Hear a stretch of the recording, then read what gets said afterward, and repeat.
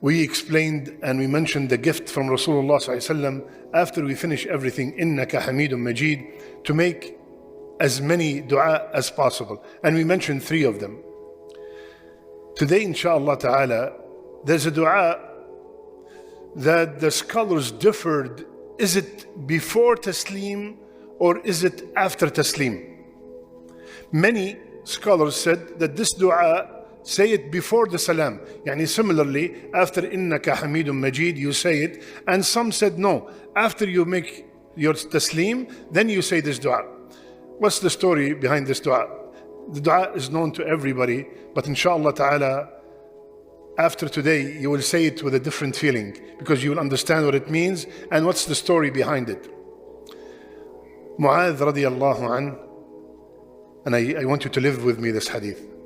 Mu'adh radiyallahu an, he said, Rasulullah sallallahu alayhi wa sallam أخذ بيدي وقال والله إني لأحبك يا معاذ والله إني لأحبك يا معاذ أوصيك يا معاذ لا تدعن دبر كل صلاة أن تقول اللهم أعني على ذكرك وشكرك وحسن عبادتك.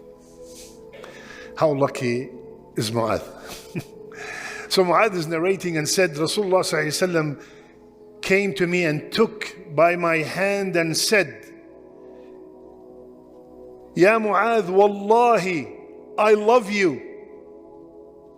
And in the narration of Abi Dawood, he repeated it twice, Wallahi, I love you.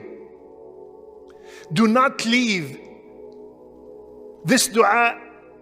Dubur, the word dubur means after, or it means behind, right? So some said, no, after you finish the salat, in the salat, and some said after the salat.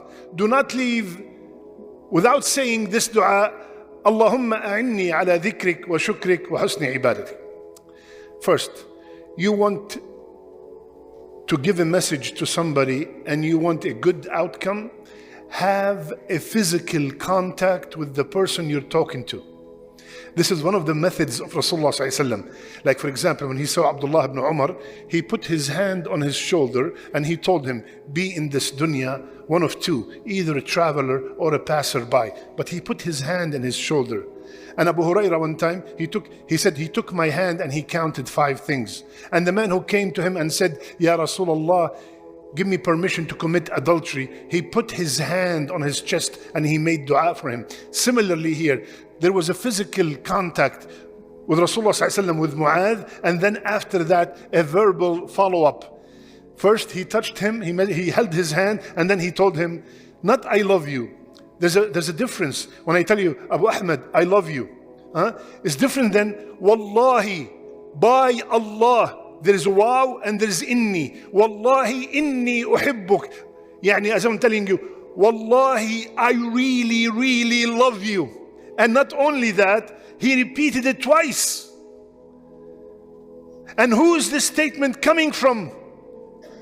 From the best man ever created, the man that they all love so much, the man that all the Sahaba are ready to give up their life for. And then he said, Inni usik. Now imagine someone started like this, held your hand and told you, I love you, I really love you. And then he told you, I want to give you a wasiyah. I want to give you a wasiyah. This wasiyah is coming from a'lamin nas, from ahsanin nasi bayanan, from asdaqin nas. This wasiyah is coming from the most knowledgeable man ever, from the most truthful man ever, and from the most eloquent man ever. So you could imagine, how did Mu'adh feel? So how would you become when someone tells you like this, like Rasulullah ﷺ, I want to give you a wasiyah. You're going to neglect it, you're going to ignore it, you're going to live by it. You're never going to stop doing that wasiyah. What is that wasiyah? Ya Mu'adh, after you finish the salat, or like we said, either in the salat or after you finish the salat, never stop. Always say, Allahumma a'inni ala dhikrik wa shukrik wa husni ibadatik. Ya Allah, a'inni, help me. A'inni, we use it every single day. Iyaka na'budu wa iyaka nasta'een. Nasta'een, we ask for help. A'inni, help me. Nasta'een, plural. A'inni, Ya Allah, please, I beg you, help me. Help me. Without the help of Allah, you would have never been able to attend Isha tonight. Without the help of Allah, you cannot move a finger. Without the help of Allah, you cannot pray. Without the help of Allah, you cannot breathe. So, Ya Allah, because sometimes we are fooled. We think that we are coming to Isha and Fajr and we are donating and we are reading the Quran because of I am a good person. No. Allah subhanahu wa ta'ala saw something good in you and then He gave you that favor. It's all from Allah Azza wa Jal. That's why we repeat it all the time. Iyaka na'budu wa iyaka nasta'een. Without your help, I cannot perform the ibadah. Allahumma a'inni ala what? Ala dhikrik. Ya Allah, help me, assist me to remember you all the time. And here the remembrance, not only, Ya Allah, help me say Subhanallah walhamdulillah. This is part of the remembrance. But Ya Allah, help me remember you when I am offered the haram job. Ya Allah, help me remember you when I'm giving two choices. One is bad and one is good. Ya Allah, help me remember you when I'm about to commit a major sin. A'inni ala dhikrik. Dhikr is a term that includes all forms of remembrance, including salat. Allahumma a'inni ala dhikrik wa shukrik. Wallahi, I want you to please live this hadith, live this dua when you're saying it. Because if this dua is answered, wallahi, we are done. Ya Allah, help me remember you. And Ya Allah, help me thank you. How many blessings do we have, Ya Akhwan? Wallahi, countless amounts of blessings. Abu Harun, on Tuesday morning, look at I'm talking about being grateful to Allah Azza wa Jal. Tuesday morning, he arrived Monday night from Jordan. Tuesday morning, mashallah, he's from the people of Fajr, 5:30 a.m., he's coming to the masjid. You're all familiar with the neighborhood. He's coming from Grand Homes. And he's coming from, like, assume you're going from Jupiter, from Grand Homes.